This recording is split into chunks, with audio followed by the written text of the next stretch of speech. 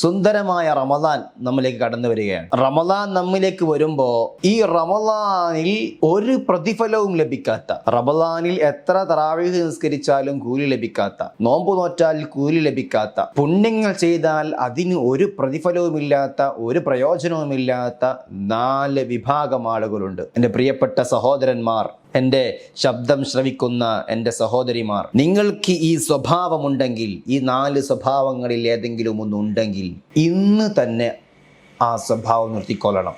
അല്ലാഹു സുബ്ഹാനഹു വ തആല റമളാനായാൽ ഒരു അടിമക്ക് നൽകുന്ന ഒരു ശ്രേഷ്ഠതയും ഒരു പ്രതിഫലവും അവനിക്ക് ലഭിക്കുകയില്ല.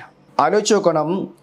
ഹബീബ് റസൂലുള്ളാഹി സ്വല്ലല്ലാഹു അലൈഹി വസല്ലമ തങ്ങൾ ഉമ്മത്ത് മുഹമ്മദിന് അല്ലാഹു സുബ്ഹാനഹു വ തആല നമ്മുടെ നബി സല്ലല്ലാഹു അലൈഹി വസല്ലം തങ്ങളുടെ ഉമ്മത്തിന് വേണ്ടി പ്രത്യേകമായി സമ്മാനിച്ച മാസമാണല്ലോ റമദാൻ. ഈ മാസത്തിലാണ് ലൈലത്തുൽ ഖദർ ഉള്ളത്. ഇന്നാ അൻസൽനാഹു ഫീ ലൈലത്തുൽ ഖദർ വമാ അദ്റാക മാ ലൈലത്തുൽ ഖദർ ലൈലത്തുൽ ഖദ്രി ഖൈറുൻ മിൻ അൽഫി ഷഹർ. 1000 മാസങ്ങളെക്കാൾ പുണ്യമാണ്. ആ രാത്രിയിൽ ഒരു സുബ്ഹാനല്ലാഹ് ചൊല്ലിയാൽ, സുബ്ഹാനല്ലാഹ് എന്ന് പറഞ്ഞു, 1000 മാസങ്ങൾ സുബ്ഹാനല്ലാഹ് പറഞ്ഞതിന് തുല്യമാണെന്ന് പരിശുദ്ധ ഖുർആൻ. അന്ന് ചെയ്യുന്ന ഓരോ ഇബാദത്തിനും അങ്ങനെയാണ് പ്രതിഫലം. ഒരുപാട് പ്രതിഫലം അല്ലാഹു നൽകും. 1000 മാസങ്ങൾ എന്ന് പറഞ്ഞാൽ നമ്മൾ ഒരായുസ് ഇബാദത്ത് ചെയ്ത് തീർത്താലും അത്രത്തോളം വരില്ല.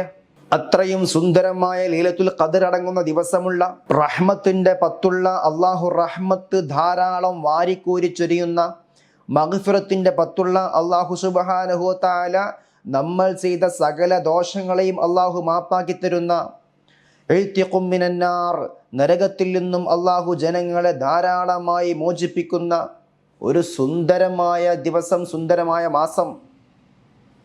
ആ മാസത്തിലെ പവിത്രമായ രാത്രികളും പകലുകളും ഒന്നും പ്രയോജനപ്പെടാത്ത 4 വിഭാഗം ആളുകളുണ്ട്.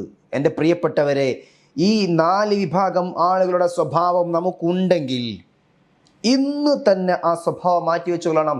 റമദാൻ കൊണ്ട് ഉപകാരം കിട്ടൂല. റമദാൻ ആയതുകൊണ്ട് ഉപകാരം കിട്ടൂല. റമദാനാണ് വരുന്നത്, ഇനിയൊന്ന് നന്നാവണം എന്നൊക്കെ ചിന്തയെടുത്ത് പുതിയൊരു തൊപ്പിയൊക്കെ വാങ്ങി നല്ല വസ്ത്രങ്ങളൊക്കെ ധരിച്ച് പള്ളിയിലേക്ക് 1-ാമത്തെ ദിവസം മാസം കണ്ട ഉടനെ നമ്മൾ പോവുമല്ലോ തറാവീഹ് നിസ്കരിക്കാൻ. തറാവീഹ് 20ഉം നിസ്കരിച്ചു, തറാവീഹ് കഴിഞ്ഞു, വിത്ർ നിസ്കരിച്ചു, റബ്ബിനോട് ദുആ ചെയ്തു. എൻ്റെ മുഅ്മിനെ, ഈ 4 സ്വഭാവങ്ങൾ നിനക്കുണ്ടെങ്കിൽ നീ നിസ്കരിച്ച തറാവീഹുകൾ, നീ ഓതി തീർച്ച ഖത്തമുകൾ, ഒരുപാട് ഖത്ത ഓതിയിട്ടുണ്ടാകും. റമദാനൊക്കെ അല്ലേ വന്നത്, ഖുർആൻ എടുത്ത് ഒരുപാട് ഓതി തീർത്ത ഖത്തമുകൾ ഒന്നും നിനക്ക് പ്രയോജനപ്പെടുകയില്ല എന്ന് മുഹമ്മദുർ റസൂലുള്ളാഹി സ്വല്ലല്ലാഹു അലൈഹി വസല്ലം. 1-ാമത്തെ കൂട്ടരാരാണെന്ന് അറിയുമോ? ആഖുൽ ലിൽ വാലിദൈൻ, മാതാവിനെയും പിതാവിനെയും ബുദ്ധിമുട്ടിക്കുന്ന മകൻ, ബുദ്ധിമുട്ടിക്കുന്ന മകൾ, ഉമ്മയെയും ഉപ്പയെയും പ്രയാസപ്പെടുത്തുന്ന മക്കൾ, അവരുടെ ഒരു അമലും അള്ളാഹു സ്വീകരിക്കുകയില്ല. അവരുടെ അമൽ അള്ളാഹുവിന് വേണ്ട. അള്ളാഹു സുബ്ഹാനഹു വ തആല മാതാവിനെയും പിതാവിനെയും ബുദ്ധിമുട്ടിക്കുന്ന ഉമ്മയുടെയും ഉപ്പയുടെയും തൃപ്തിയിലല്ലാതെ ജീവിക്കുന്ന മക്കൾക്ക് അള്ളാഹു നന്മകൾ ചെയ്യുകയില്ല.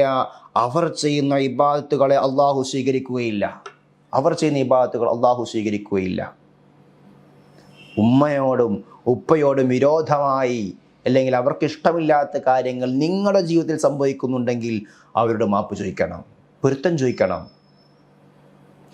അൽഖമ റളിയല്ലാഹു അൻഹുവിൻ്റെ ചരിത്രം അറിയാമല്ലോ എൻ്റെ പ്രിയപ്പെട്ടവരെ. മരിക്കാൻ കിടക്കുമ്പോൾ ലാ ഇലാഹ ഇല്ലല്ലാഹ് പറയാൻ കഴിയുന്നില്ല അൽഖമക്ക് റളിയല്ലാഹു അൻഹു. സ്വഹാബത്ത് ഒരുമിച്ച് കൂടി ചൊല്ലിക്കൊടുത്തു, ലാ ഇലാഹ ഇല്ലല്ലാഹ് ചൊല്ലാൻ കഴിയുന്നില്ല. നബി സല്ലല്ലാഹു അലൈഹി വസല്ലം തങ്ങൾ വന്നു, ചോദിച്ചു, ഇയാളുടെ ഉമ്മയോ ഉപ്പയോ ജീവിച്ചിരിക്കുന്നുണ്ടോ? ഉമ്മ ജീവിച്ചിരിക്കുന്നുണ്ട്. ഉമ്മയെ വിളിച്ചുകൊണ്ടുവരാൻ പറഞ്ഞു. ഉമ്മയോട് ചോദിച്ചു, നിങ്ങൾക്ക് അൽഖമയോട് വല്ല പ്രശ്നവുമുണ്ടോ?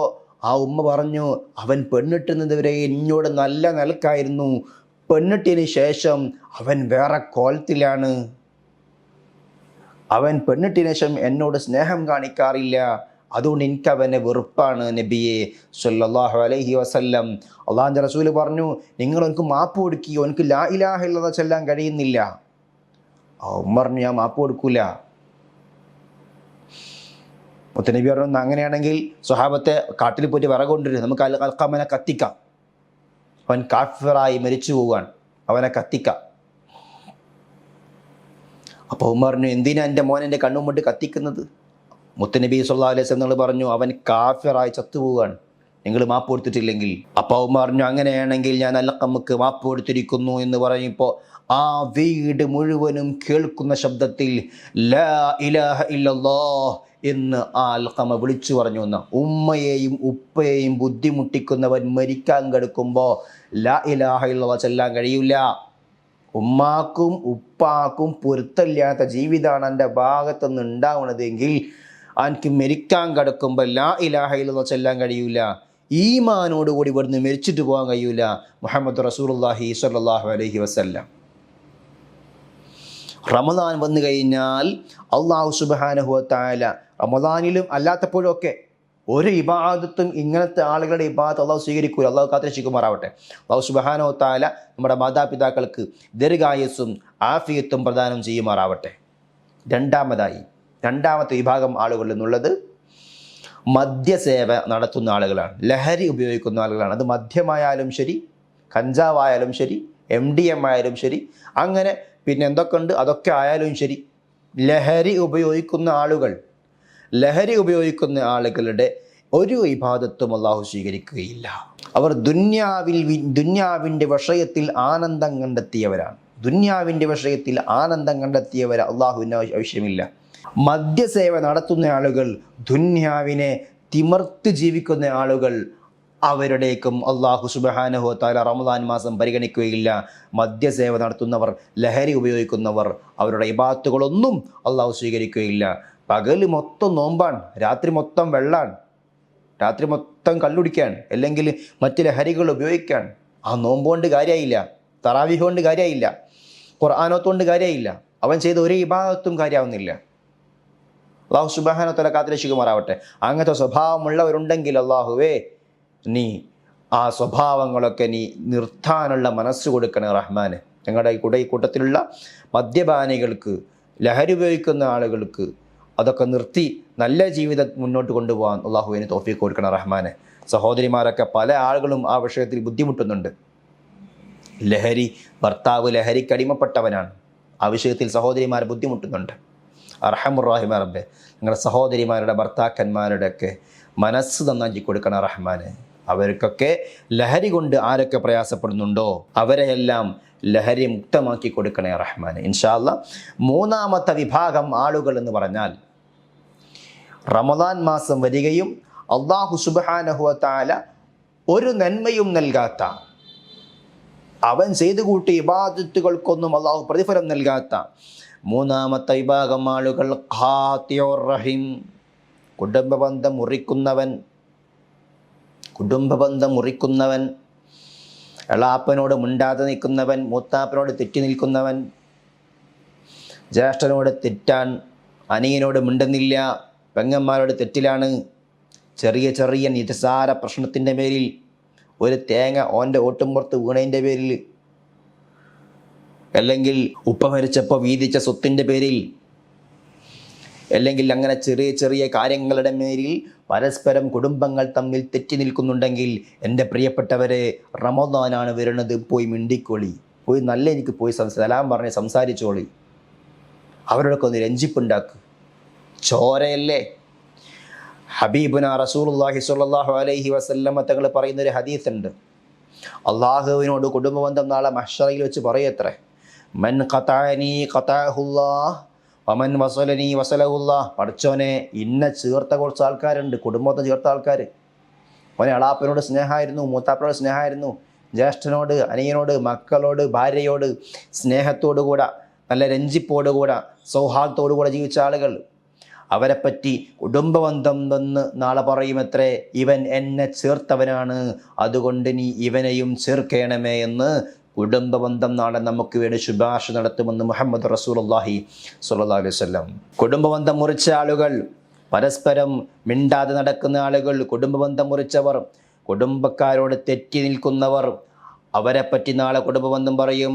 അമൻ ഖതഅനി ഖതഅഹുല്ലാ, അല്ലാഹുവേ ഇവൻ എന്നെ ദുന്യാവിൽ മുറിച്ചവനാണ്, ഇവൻ എന്നെ ദുന്യാവിൽ ബന്ധം പുലർത്താത്തവനാണ്, അതുകൊണ്ട് നീയും ഇവനോടുള്ള ബന്ധത്തിനെ മുറിച്ചു കളയണമേ, ഇവരോട് നീ ബന്ധം പുലർത്തരുതേ എന്ന് കുടുംബബന്ധം നാളെ പരലോകത്ത് വെച്ച് അള്ളാഹുവിനോട് പറയുമെന്ന് ഹബീബുന റസൂലുള്ളാഹി സ്വല്ലല്ലാഹു അലൈഹി വസല്ലം. നാലാമത്തെ വിഭാഗം ആളുകൾ, പരിശുദ്ധ റമദാൻ വന്ന് അതിൽ അള്ളാഹു സുബ്ഹാനഹു തആല ഒരു പ്രതിഫലവും നൽകാത്ത നാലാമത്തെ വിഭാഗം ആളുകൾ, പരസ്പരം പിണങ്ങി നിൽക്കുന്നവർ. ചെറിയ ചെറിയ നിസാര കാര്യത്തിൻ്റെ പേരിൽ തൻ്റെ സഹോദരനോട്, കൂട്ടുകാരനോട്, അയൽവാസിയോട്, ബന്ധുക്കളോടൊക്കെ പിണങ്ങി നിൽക്കുന്ന ആളുകളുണ്ടാവും. അങ്ങാടിയിലുള്ളവരോട്, മറ്റുള്ളവരോടൊക്കെ പിണങ്ങി നിൽക്കുന്ന ആളുകൾ. ഈ പിണങ്ങി നിൽക്കുന്ന ആളുകളോടും അള്ളാഹു സുബ്ഹാനഹു വ തആല റമദാൻ മാസം വന്നു കഴിഞ്ഞാൽ അവൻ്റെ ഒരു ഇബാദത്തും അള്ളാഹു സ്വീകരിക്കുകയില്ല, അവൻ്റെ ഒരു നന്മയും അള്ളാഹു സ്വീകരിക്കുകയില്ല.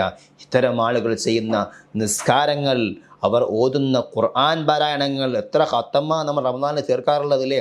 5ഉം 6ഉം ഖത്തം ഓതിയ സന്തോഷം പറയും, അപ്പുറത്തവനോട് മുണ്ടൂല, തെറ്റിരാൻ. പിന്നെ ഈ 5ഉം 6ഉം ഖത്ത് ഓതിയോണ്ട് എന്ത് ഉപകാരം മുഅ്മിനെ? റമദാൻ രാത്രി മൊത്തം ഇരുന്ന് നിസ്കരിച്ചു, അയൽവാസിനോട് തെറ്റിലാൻ, മിണ്ടാതെയാൻ, അവൻ ചെയ്ത ഇബാദത്തുകൾക്ക് എന്ത് പുണ്യം ലഭിക്കും? അല്ലാഹു സുബ്ഹാനഹു തആല കാത്തുരക്ഷിക്കുമാറാവട്ടെ. എൻ്റെ പ്രിയമുള്ളവരെ, ഈ 4 സ്വഭാവങ്ങൾ നമുക്കുണ്ടെങ്കിൽ എന്തൊക്കെയാണ് നമ്മൾ പറഞ്ഞത്? ഒന്നാമതായി, മാതാപിതാക്കൾ നമ്മളെ കൊണ്ട് ബുദ്ധിമുട്ടുന്ന അവസ്ഥ. 2, മദ്യപാനം, ലഹരി ഉപയോഗം. 3, കുടുംബബന്ധം പുലർത്താതിരിക്കൽ. 4, പരസ്പരം പിണങ്ങി നിൽക്കൽ. ഈ 4 സ്വഭാവങ്ങളുണ്ടെങ്കിൽ അല്ലാഹു സുബ്ഹാനഹു വ തആല പരിശുദ്ധ റമദാനല്ല, എത്ര വലിയ മാസം വന്നാലും, റമദാൻ മാസം നമ്മളിലേക്ക് കടന്നു വന്നാൽ അല്ലാഹു സുബ്ഹാനഹു വ തആല ഈ റമദാനിൻ്റെ ഒരു പ്രത്യേകതയും ഒരു ശ്രേഷ്ഠതയും ഒരു പുണ്യവും അല്ലാഹു അവന് കൊടുക്കുകയില്ല. അല്ലാഹു കാത്തുരക്ഷിക്കുമാറാവട്ടെ. അസ്സലാമു അലൈക്കും വറഹ്മത്തുള്ളാഹി.